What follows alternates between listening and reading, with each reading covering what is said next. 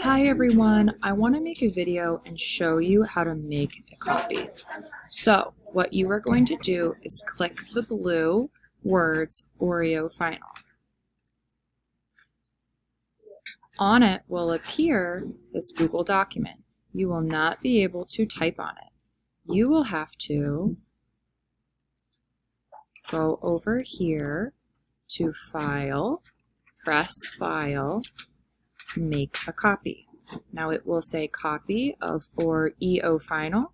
You will add your name, then you will make a copy.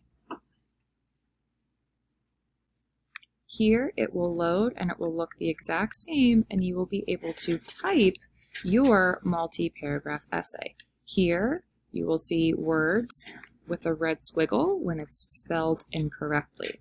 When you are done, then you will press share, where you will type in my name, or you will type in Miss Romano's name, and then you will share it with me that way. All right, good luck guys. Thank you.